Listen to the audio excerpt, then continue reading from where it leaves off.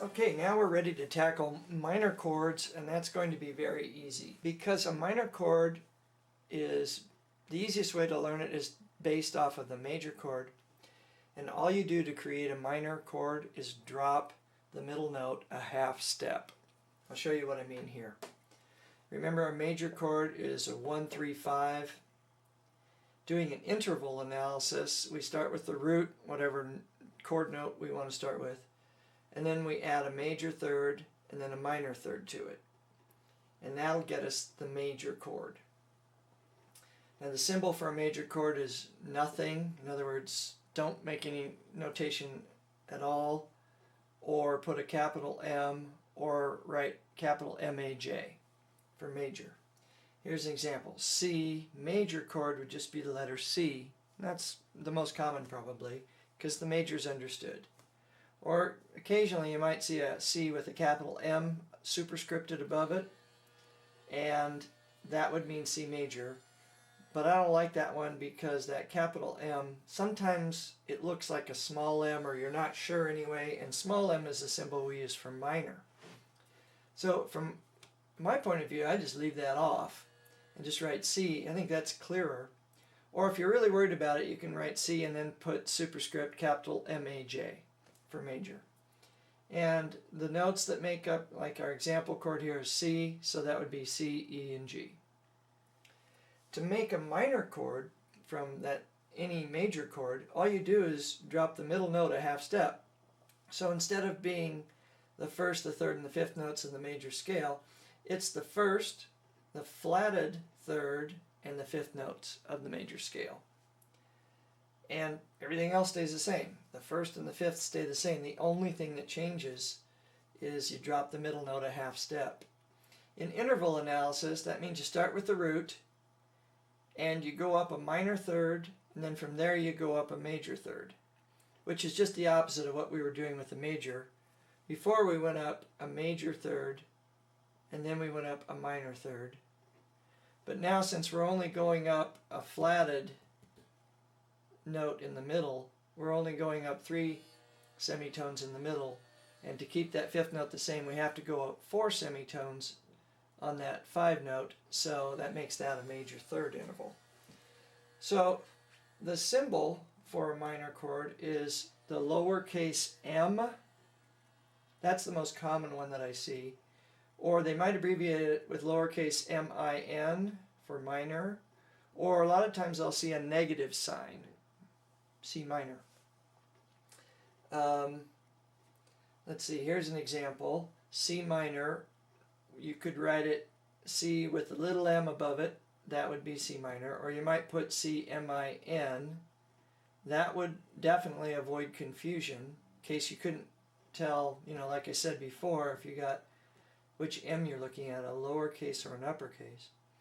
Or you might just put a C with a dash. I think probably the most common thing I see is the small m, but any of these would work. And then if you had a C chord, in order to build it, it would be the first, which is C, the flatted third note of the scale, which would be E flat, and then the fifth, the perfect fifth, which would be G. So a quick example of these chords to show you how they sound is, here's a major C, C, E, and G. Now here's a minor C. It's C, E flat, and G. I'll play it. And what's the difference in the sound between those two? Well, here's the major, minor. And most people think that sounds, the minor sounds sad. So I wrote sad over here. Anytime you hear a song that sounds kind of sad, there's a good chance it's in a minor key. And I don't exactly know why that is psychologically, but what's happening is we are flatting that third to, like, here it is again, C major, C, E, G, C minor, C, E flat, and G. So we're lowering that, it's like we're down in the dumps, so we're going to lower one, we lower that one. That's an easy way to remember it.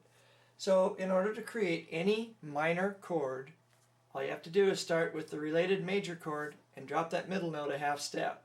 And that's why it's so easy once you know major chords to do minor chords. I just showed you C. Now let's try D.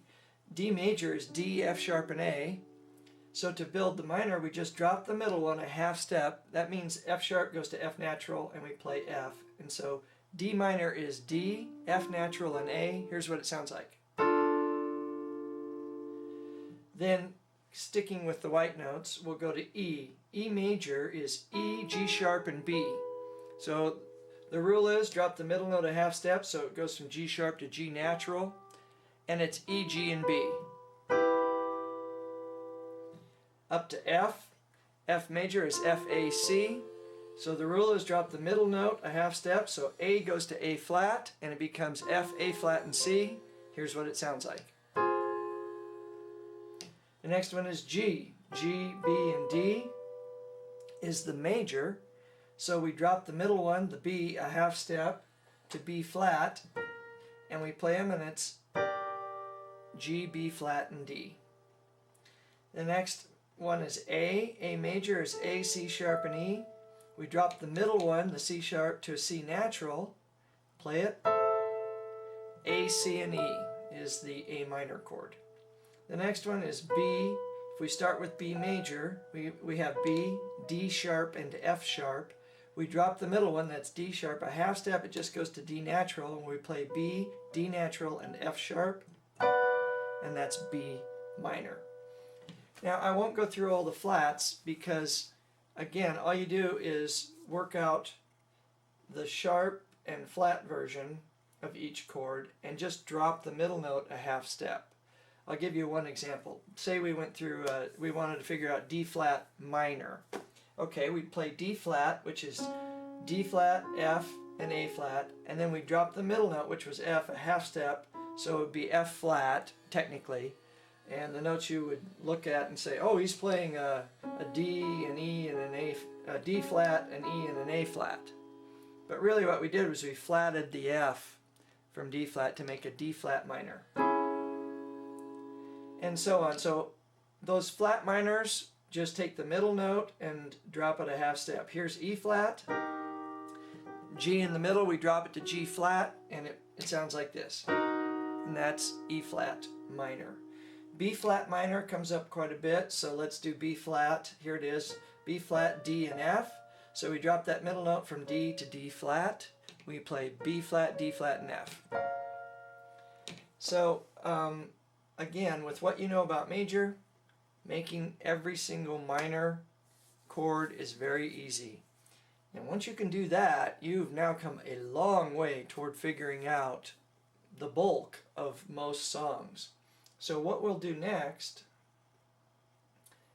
is go back to our chord sheet and pluck out the minor chords that are listed there and figure out what they are, so that we will have all of the chords we need to play the song She Loves You.